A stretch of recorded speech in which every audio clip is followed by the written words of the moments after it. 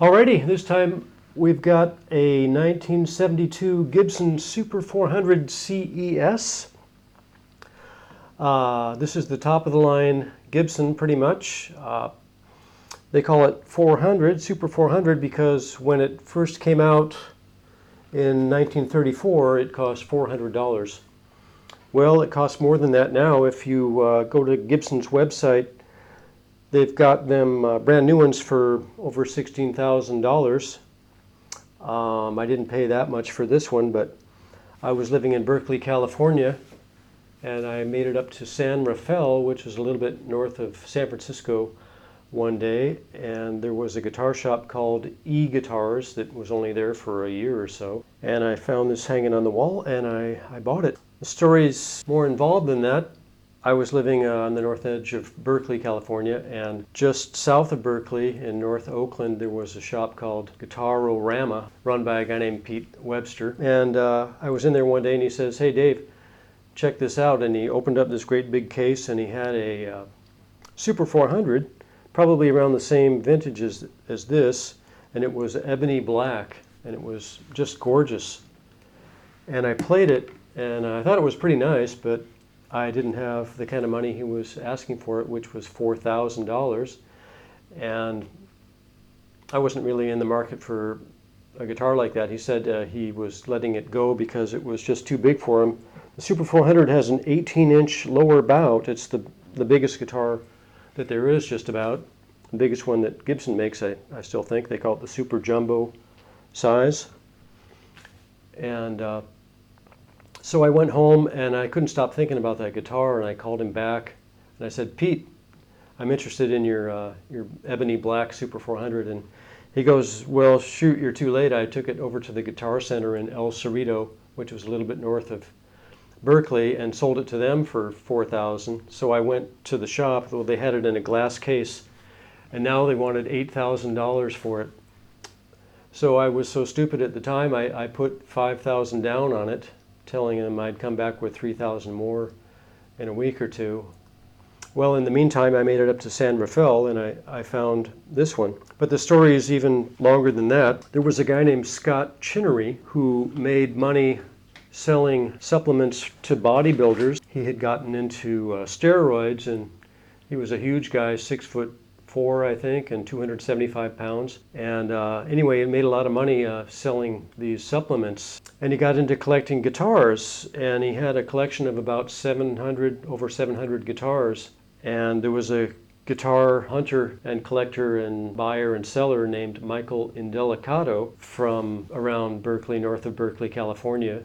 The story took a sad turn, is that maybe because he did steroids a lot when he was a kid, he had a heart attack when he was 40 years old. Scott Chinnery did, who had this 700 guitar collection, and died.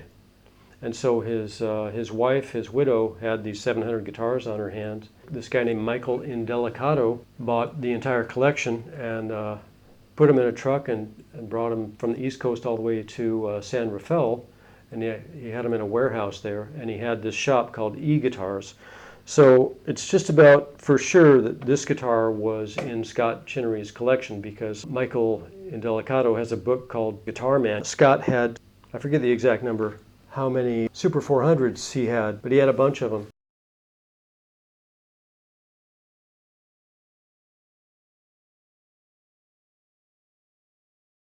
And then this ended up in Michael's guitar shop. So and when I bought it, the salesman, which wasn't Michael, I don't think, said it was probably in Scott's collection. So anyway, that's an interesting thing.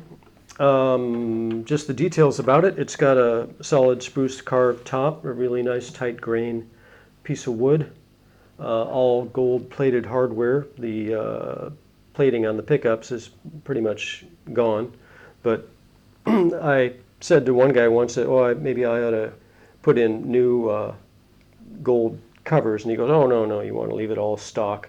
So I decided to leave it all stock, and there's a little bit of wear on here. Right here it says Super 400 engraved in there. Like my Howard Roberts, it's got a ebony bridge. This one doesn't have the compensation carved into it, it's just straight. It's got three-way switch, so the treble pickup, the bridge pickup.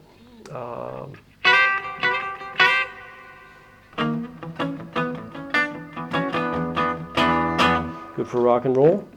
Very versatile guitar. I've got, by the way, Diodario half rounds. I can't remember what it came. I think it had round wounds on it, and they kind of squeak. So the cool thing about the half rounds, these are 11 on top, I believe. They make them all the way down to 8s, I found out. 8s would be awfully slinky, but I might put 10s on it at some point. I think I put 10 round wounds on it once because I was jamming with some guys that were doing kind of blues, and these 11s are a little bit hard to stretch. Or maybe these, yeah, I think these are 11s. Anyway, it's got the three-way switch, and middle position is the 2 pickups.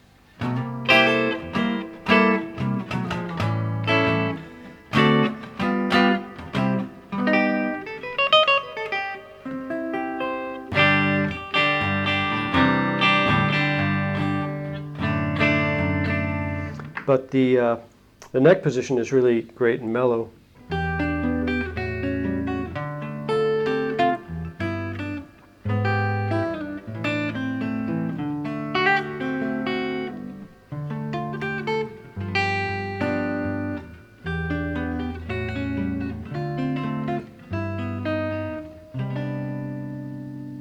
Okay, and it's got solid maple sides and back.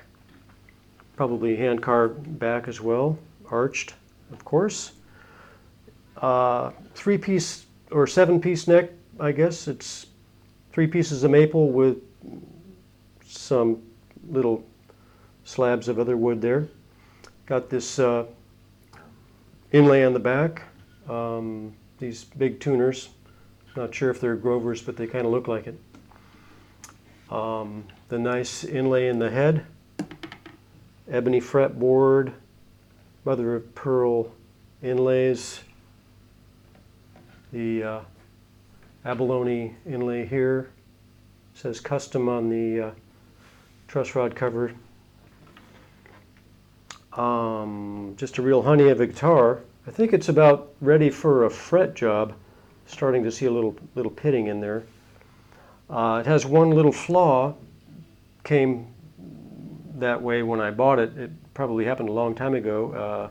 There's a little ding right there, and somebody filled it in with some epoxy, so I don't think about it when I'm playing, but it's kind of too bad. Otherwise, I've taken pretty good care of it. There's the finish is not perfect, but it's pretty good. It's the Tobacco Sunburst. Well, I took off the pick guard. I still have it. It's just black, multi-layer, so it's got a stripe of white around it, I believe. Just really got a great response. Really great bass. Really balanced.